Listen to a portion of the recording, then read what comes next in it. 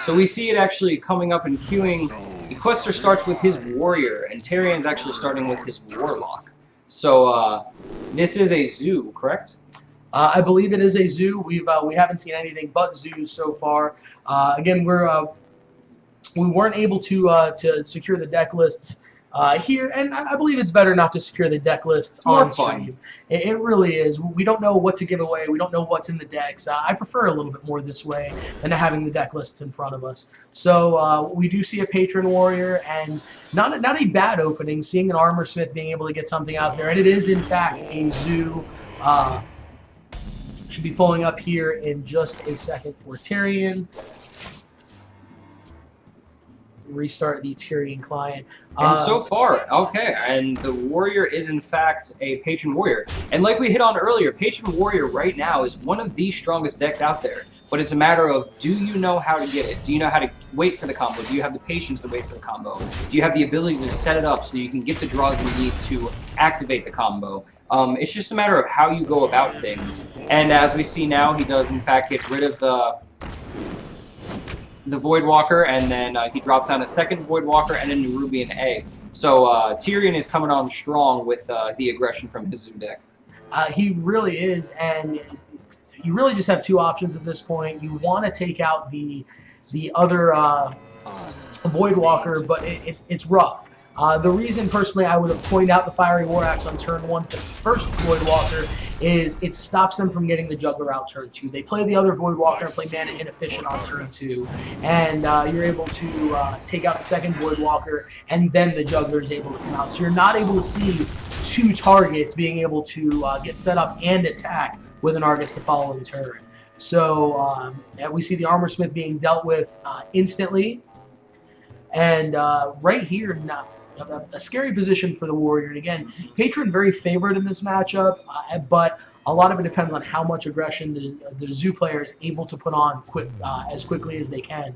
And not sure if Equester is running any taunts in his version of Patron at all.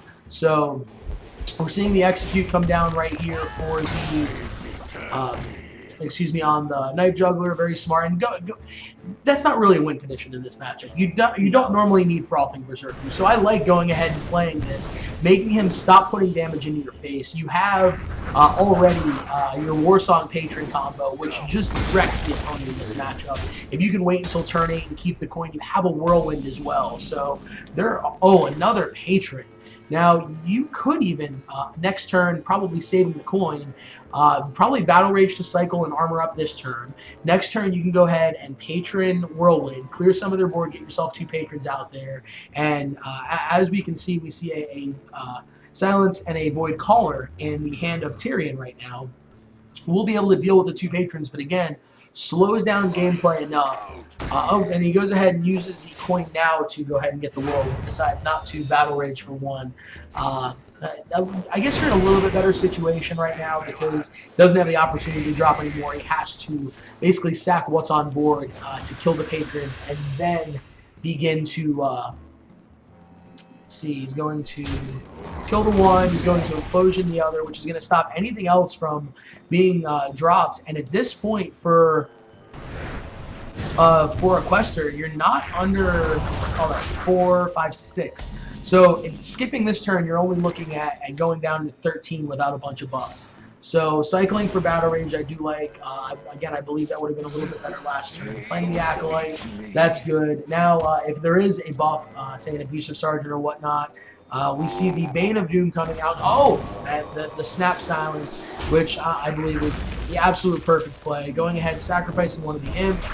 Bane of Doom, what is he going to summon? Going face with everything. Imp Gang Boss. Not exactly what you want in the Patron here.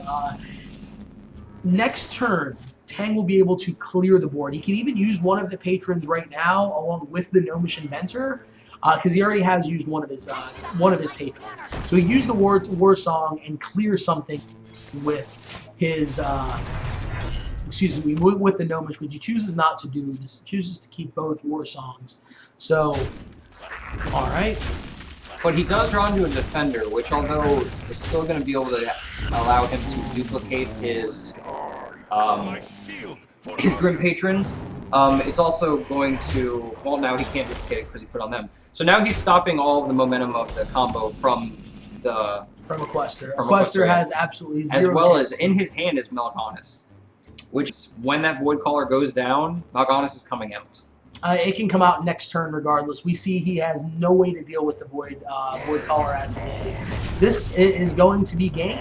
Mal'Ganis is going to drop down, and that will be lethal for TerriEN. So TerriEN going to go ahead and take game 1 of the series in very quick fashion. Both of these players playing very quick, very aggressive. Much different than the last series we just watched between Tang and taking their time. And well, we've seen this before. We casted, we saw Blackout play with extreme quickness, same as Exploding Cow and guys like Peston. They play very quick. They played the matchups a lot. They know the right plays almost instantly because of the practice. So we see Patron Warrior getting taken down by Zoo in game 1.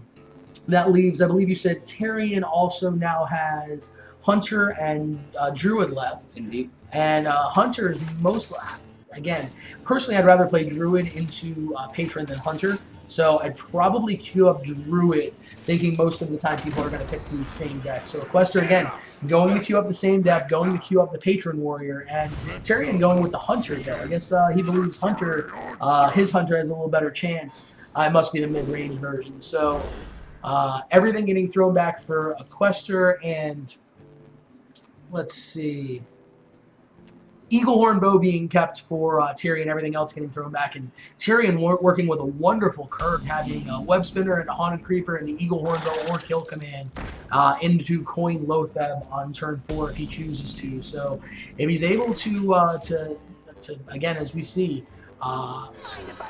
don't know if I agree with the loot order here. I would have Unstable Ghoul. Yes, then again, Unstable Ghoul is really good for a clear after an Unleash, or it can clear up a lot of things. You do want to go ahead and draw. You go ahead and draw in a Fiery War Axe, which is good, but it's not something you really want to see in this particular matchup a whole lot. Not against, excuse me, Haunted Creepers at least, not unless you can Acolyte, Coin, Whirlwind the next turn to clear the board. So a little bit rough choice. You do, I guess, want to go ahead and play the War Axe to go ahead and get damage taken in so you can guarantee your Battle Rage, whereas armoring up, unless he goes ahead and buffs of some sort or weapons. Oh, we see the Animal Companion getting played right away. Oh, wow. So,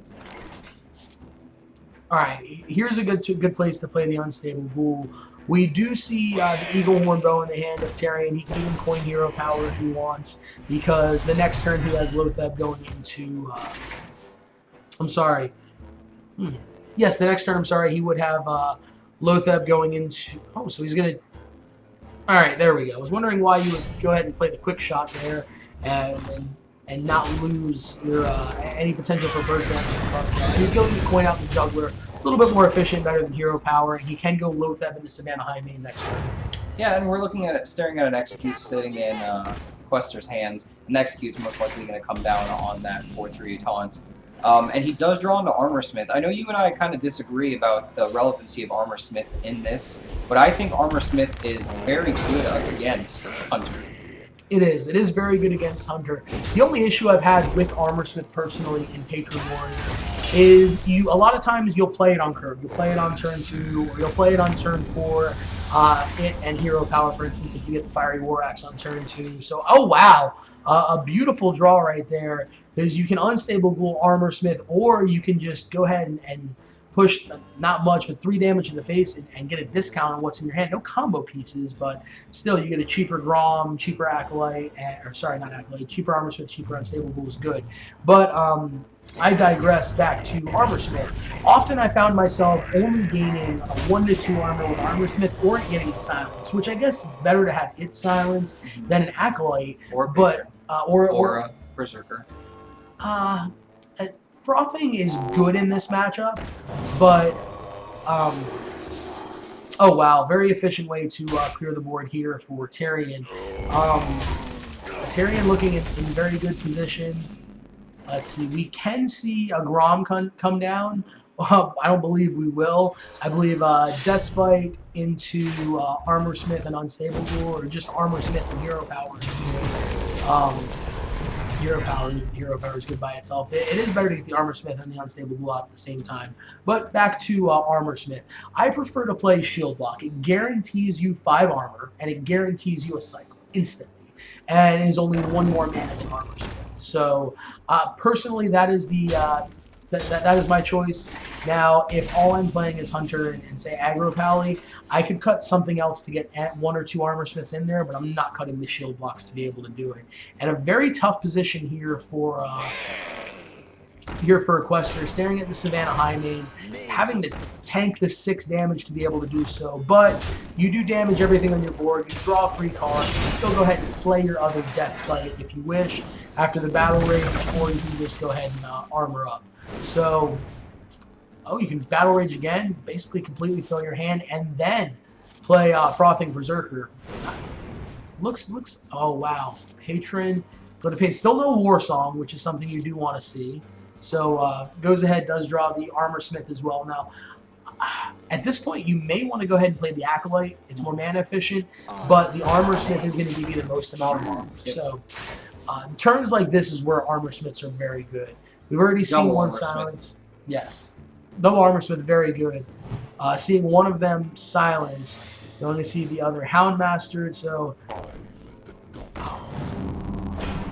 very efficient turn for TerriEN, emptying his hand, and I do not see Equester coming back from this. Yes, this is brutal right here. I mean, he can get through, but even if he gets through again, he's still staring at a lot of damage, so I don't see a way for him to come back. And he has up right now, is it a Freezing Trap that's up, correct? Let us double check. Yeah. We are looking at a Freezing Trap, so yeah, there is. Which means he has to come through with this with his face. And in doing so, he's looking at 6 damage, which means all that TerriEN needs is 1 damage. Well, 3 now with the armor up. Mad Scientist. Double Mad Scientist. Double Mad Scientist. Oh no, Mad Scientist into Web Spinner. I'm sorry. So decides to keep the Web Spinner. So I agree with keeping the Web Spinner. It just dies to the Death Spite as it is in a very cheap kill command. All right, so you lose that there. I guess you go ahead and play your combo right now. You play.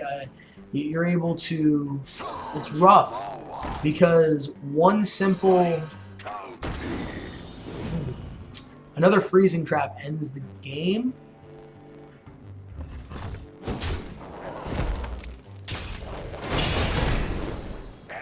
Let's see. Another Freezing Trap doesn't necessarily end the game. It's just looking on. It's draw dependent right now on what is going on. So if he picks up, he has to pick up 3 damage, correct?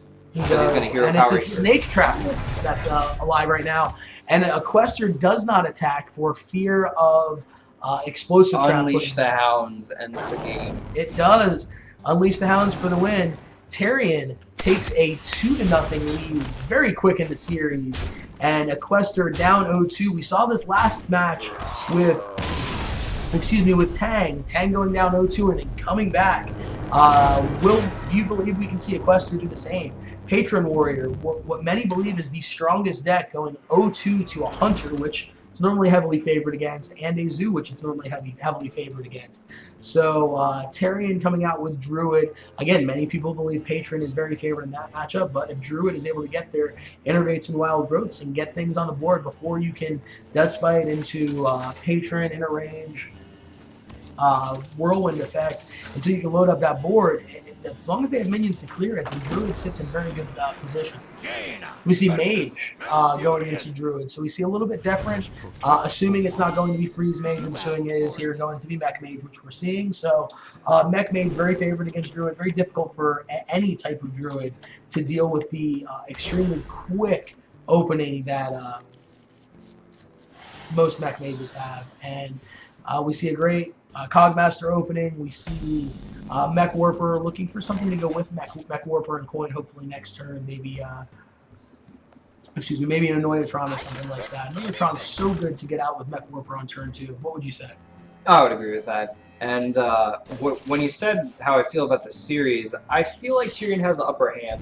When Grim Patron first came out, Druid was always good against Warrior, and then you kind of assume, when he came out with the Grim Patron deck that the Warrior had the upper hand in the match.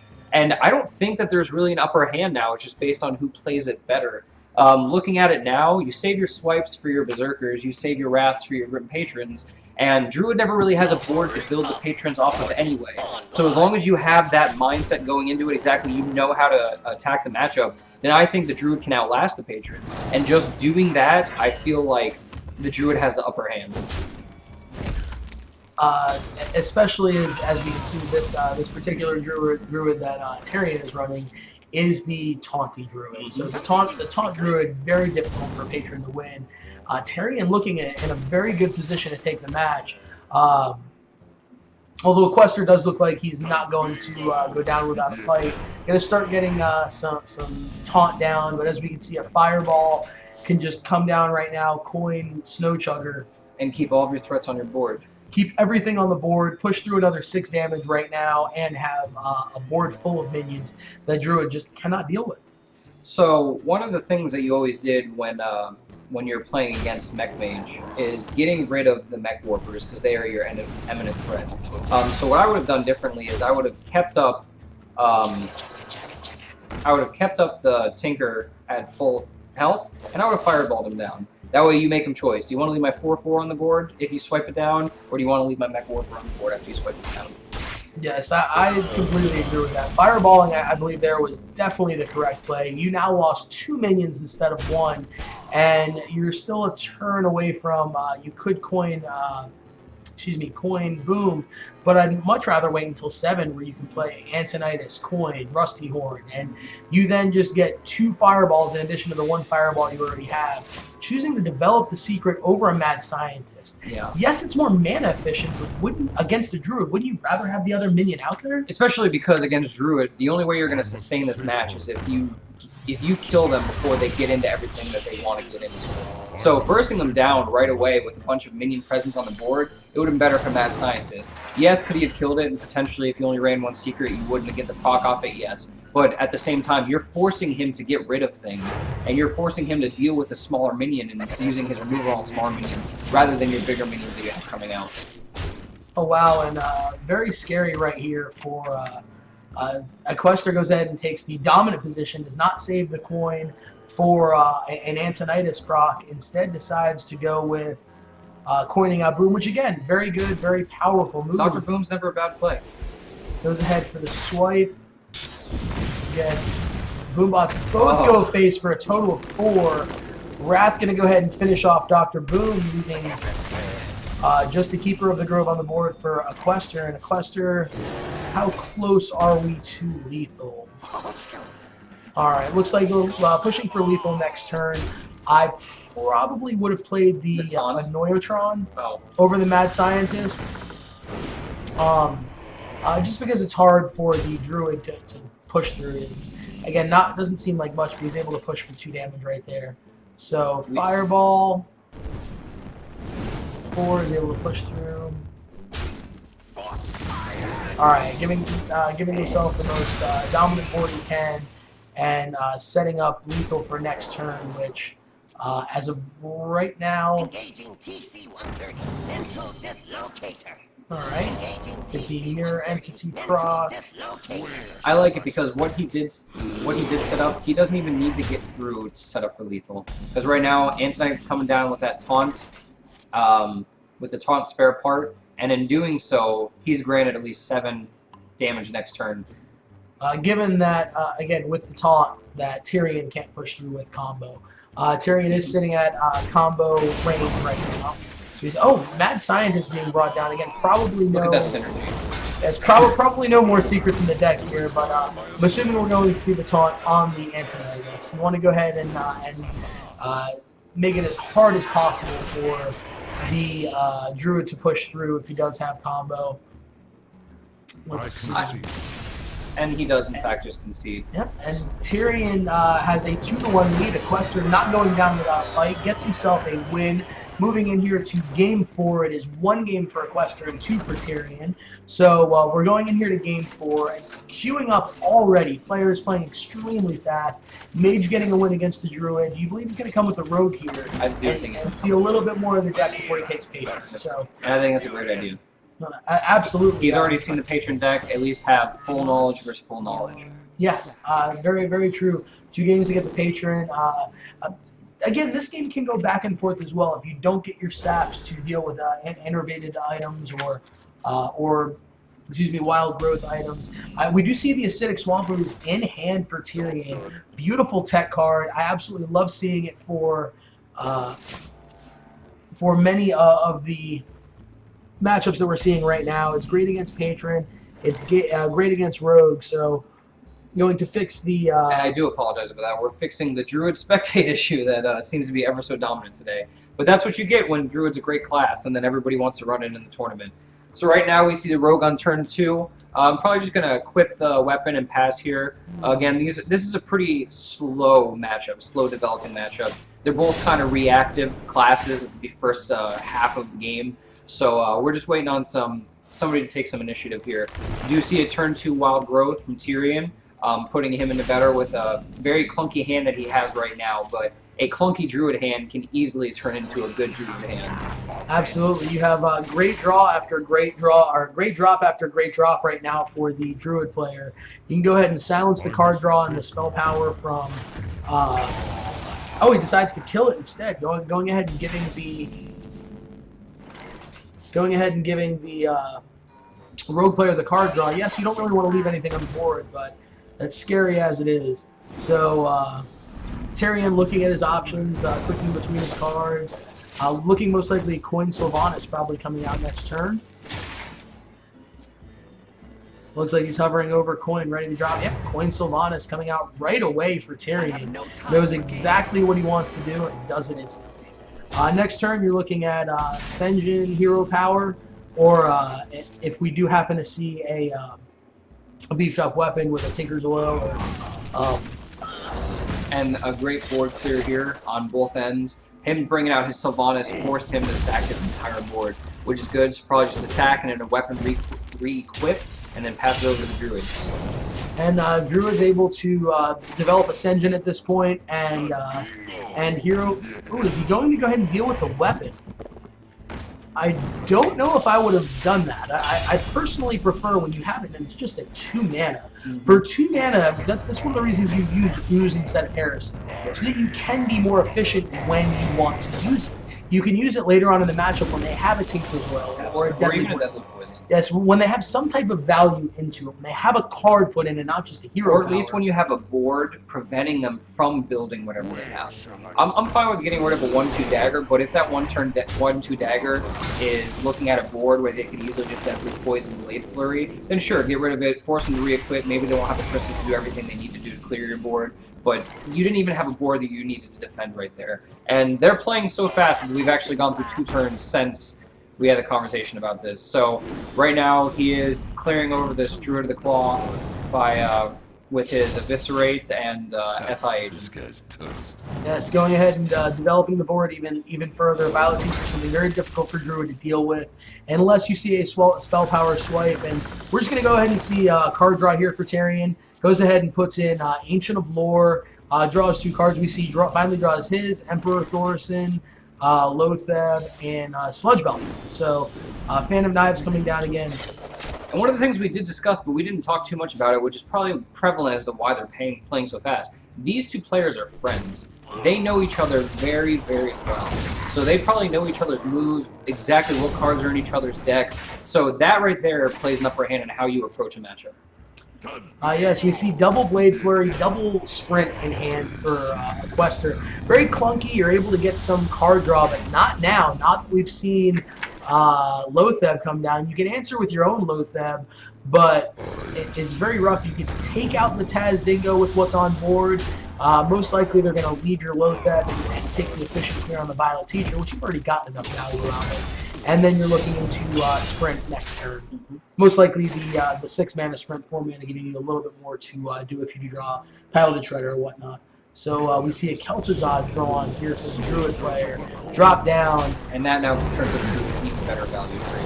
It really does. You're able to take out the bigger minion in the Lotheb and get your own Lotheb back. And we see no sap. He does have sprint, so we can see sprint into sap or sprint into prep sprint into prep sap if he manages to draw all that. So let's see. We do not see.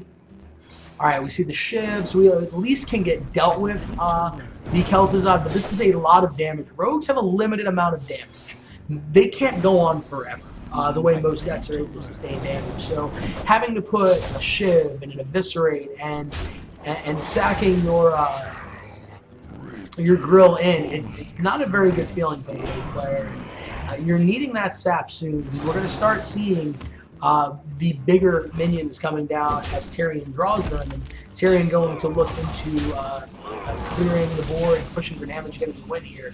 Well, there is a Tinker's Oil, so we have a few options here. There you go. This one actually allows you to Tinker's Oil and guarantee the proc. Not exactly the proc you would have wanted.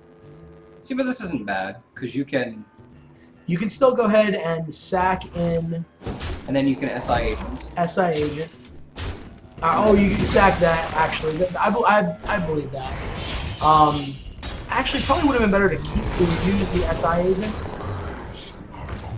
Decides to heal instead, wants to keep the SI agent for future damage. It's understandable. With all the taunts that can be coming down, I can see that is very smart. Now you can easily combo and kill that. Effectively trade. And he's going to innervate out here probably his hero power to take out the 1/4. Kind of force him to have the SI7 or a backstab just to clear the 2 minions of taunt, and leaving alone the 5/8 that's back there. And he's already actually gone through both of his backstabs. Oh, he has gone through both of them. So sorry about that. So we're seeing prep sprint here instantly for Equester. He does have a deadly poison, does have his other blade flurry. He does have 2 deadly poisons. This guy's Is that enough to clear? Not this turn. No, but I mean, is that enough? Is that lethal? For next He has turn? 3, 5, 8. Next turn he will have lethal. Depending on, and again, right now we see no taunts in the hand of TerriEN. So unless TerriEN draws a taunt or is able to somehow clear the board, he's dead next turn with another blade flurry, another deadly poison. Sorry, another deadly poison, another blade. Oh, that should be game right here. We have the spell power. Let's see, Nope. 3, 5, 6, 7. No, he was able to clear both minions. So. Almost out of cards. Healbot right here is smart. And then next turn, if he does not, I would just Healbot here, because you're staring at next turn. He has to kill you. All right, so he's going to go ahead and clear the board here. That's very smart. We do see the BGH in the hand of TerriEN, so the Azor Drake is going to get dealt with, but we still have at least 3 damage coming through just with the deadly poison alone. You have a Healbot, so you have some stall, and I agree. Go ahead and get minions on board. You're dying fast, so you need to get some pressure out there and try to get to your combo, which right now you still have no pieces. I'm out of cards. And Drew, prep right here for Prep is now basically almost a dead useless in card. this matchup. Yeah. So you're going to Healbot, and you really don't want to Azor Drake at this point. You don't have anything you want to spell damage into. It just dies to the big game hunter anyway. Druid may have been able to save themselves in this, again, depending on what comes out of that Shredder. Druid may be able to pull this out. Druid draws into a Wrath, which is going to clear the first half. Oh, the swipe he's going to use to clear the first half of it. And then what comes out? Ooh. But still, there's... That should be it. I don't believe there's anything that Equester can do to win this. And it looks like TerriEN is going to move on 3-1. Well, I mean, he still has to draw in to remove that card. He can remove the Azor Drake with the BGH that's on the board. No, not after he deadly poisons the Yes, he BH down. can't. Oh. Very true. He has to either taunt up or remove this, because the Zerdrake's not going to be able to do enough damage twice. So, Alright, so a taunt right here would give... Doctor, Oh, wow. So, that's going to be it.